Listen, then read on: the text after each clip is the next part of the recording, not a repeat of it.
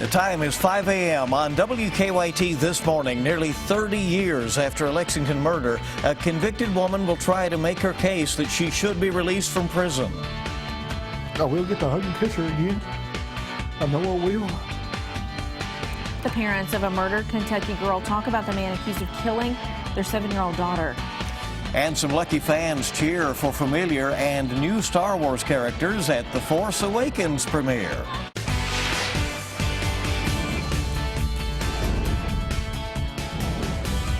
This is WKYT This Morning. Good morning and welcome into you. I'm Rebecca Smith. I'm Bill Bryant, and we're glad you're with us. It's Tuesday, December 15th, and the days keep ticking away until Christmas, you know? It's hard to believe. You got to get your shopping done, you got to get your decorating done, and you just got to, keep it all together, right? A lot of people said, it has been hard to get in the holiday spirit with the temperatures. Well, that's about to change, too. Let's check in with Micah. Yeah, if you haven't gotten all your shopping done or even decorated the house, you can do that on Friday and Saturday if you wanted to feel like winter, because those days are going to be really, really cold. But luckily, I already knocked that out. Here's First Alert Defender Live Radar. Nothing going on in our viewing area. We don't expect that today. So dry today. Temperatures well above average this morning, and that's going to be the case later on this afternoon at 54 degrees. Now, we'll have mostly cloudy skies, but at least we stay dry. But if you are a big fan of the winter feel, well, I do have a forecast for you finally for December, and that's coming up in just about 10 minutes. Well, it is one of Lexington's most notorious murder cases today. A convicted killer will ask the state parole board to be released from prison. Karen Brown and her lover Elizabeth Turpin were convicted of killing Turpin's husband Michael back in 1986. Brown's hearing comes a day after an emotional plea from the victim's family to keep their son's killer in prison. WKYT's Mark Barber is at our live desk now with their reaction. Mark? Good morning, Bill, and it certainly is an emotional reaction. Through tears, they are begging the parole board to keep Karen Brown in prison. I can't take this anymore. That's Michael Turpin's brother there. He was 17 when his brother was murdered about 30 years ago. You can see how difficult this still is on the family. They are asking the parole board to keep Brown in prison because she is now up for parole. The woman who was in a relationship with Turpin's wife was convicted of murder back in 1986. She held Turpin down as he was stabbed to death. His family is now urging the parole board to make Brown serve out her life sentence. We're going to keep an eye on them and keep their toes to the fire, more or less. We feel like if we don't show up, that they feel, well, they don't care, so we'll just let her go. The parole board could decide today if Brown will be released from prison. The board will meet for another hearing on the case at 8:30 this morning in LaGrange. From the live desk, Mark Barber, WKYT. All right, thank you so much, Mark. New this morning, a man accused of stabbing a woman's been arrested. William Perkins is charged with assault, among other charges. His girlfriend told police that Perkins punched her as she was falling asleep, then stabbed her as she tried to leave their apartment on Fairmont Court yesterday morning. Perkins will be arraigned today. An off-duty Lexington paramedic is being credited with saving a teenager's life. Jason Stowe was on his way home to Oldham County after his shift on Saturday morning when he came across a crash on I-64 in Franklin County.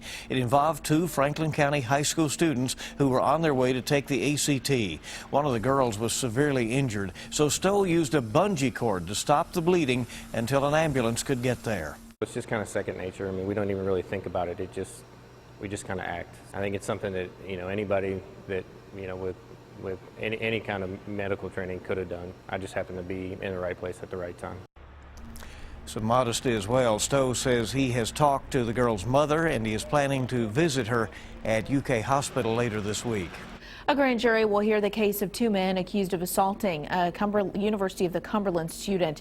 Police say Devin Prayer and Devonta Rosier robbed and beat the student earlier this month. The victim had to undergo reconstructive surgery. Both men are charged with robbery and assault. They're back in court January 19th. Deputies say 2 thieves rammed a truck into a fence in order to steal from a Madison County business. The break-in at the Central Kentucky Truck and Trailer on Colonel Road was caught on video. Once inside, deputies say the pair stole another truck. The stolen truck and damage to the business will cost about $30,000. New this morning, police want to find a masked robber who held up a convenience store. It happened Saturday night at the Bypass Food Mart in Mount Sterling. This picture shows the suspect. Police say the robber got away with cash. Jury deliberations will continue today in the manslaughter trial of a Baltimore police officer who is on trial for the death of a man who was in police custody. Freddie Gray died from a broken neck, apparently suffered while he was being transported in a police van. Officer William Porter, who is the first of 6 officers to go on trial, testified that Gray showed no signs of pain nor distress before he arrived at the police station critically injured. Prosecutors said that was a blatant lie. An Army sergeant held captive for 5 years by the Taliban after walking off of a post in Afghanistan will have to face a court-martial on multiple charges. Sergeant Bowe Bergdahl was freed in exchange for 5 detainees in Guantanamo Bay. Bergdahl's disappearance and the possibility that he might face light punishment has angered many in the military. He will be arraigned at Fort Bragg in North Carolina, but a date has not been set. Bill Cosby is firing back at 7 women who claim he sexually assaulted them. In a filing in federal court, Cosby claims the women's claims of sexual misconduct against him are malicious, opportunistic, false, and defamatory. He's seeking an unspecified amount of monetary damages. Well, he belted out another classic tune, but was it enough to put him on top? Well, we're going to soon know. Kentucky native Jordan Smith will find out his fate on The Voice tonight. And WKYT's Mike Beyer is at our live desk with a look at how the Harlan County native is getting a lot of support from his hometown.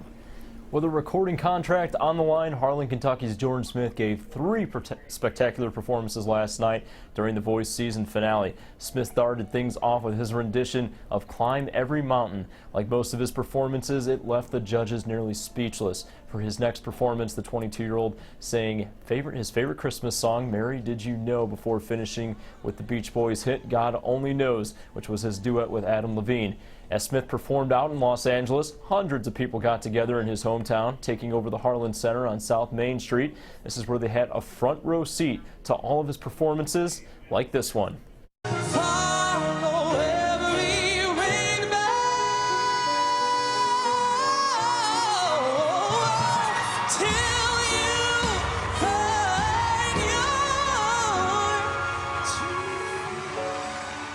That gives you the chills. All of Smith's supporters are invited back to the Harlan Center tonight at 8 o'clock. That's when America will decide who walks away as the Season 9 champion of The Voice. At the live desk, Mike Beyer, WKYT. A lot of people will be waiting and watching. Absolutely, and it's just been such a fun run for him. And so this time tomorrow we should know. Well, Star Wars The Force Awakens took over Hollywood last night with its U.S. premiere. More than 5,000 invited guests had the chance to see the movie. Hundreds more gathered outside just to be a part of all the action. Actor Harrison Ford said after 10 years it was good to be back. You know, there's a lot of admirable characteristics to the opportunity. I mean, first of all, you know, people have been anticipating this film for a long time, and that's a good thing. And we had a really good script, and JJ is a director that I really admire, have for a long, long time. I was pleased to be back. The new film brought with it new stars, including Adam Driver, who plays the role of Kylo Ren. The roles came with a lot of responsibility, including keeping secrets about characters and plot lines. It was okay. You know, if you spill the beans that they would, you know, take your firstborn. So it was, you know, so you got to be careful about it. So I decided not to tell any secrets to anybody. That was the way I did it. So none of my friends, even the guys who were really into Star Wars. Last night's premiere was expected to be the largest premiere in Hollywood history. The Force Awakens hits theaters nationwide on Thursday night. So it was a fortunate few who got to see that premiere. Harrison Ford, there he is. All right, good to have you along on WKYT this morning. We're just getting started on your Tuesday. Well, speaking of Star Wars, Disney banking on the Force being with them. We'll tell you why in 10 minutes. It is debate night in America. While Trump still dominates national GOP polls, all eyes will be on his biggest challenger tonight, Ted Cruz. I'm Don Champion with a preview of what to expect coming up. And we're holding on to temperatures right there in the 40s and 50s this morning. That's not all that bad. However, we get into late in the work week, here comes a big chill down. I'll have that forecast coming up next.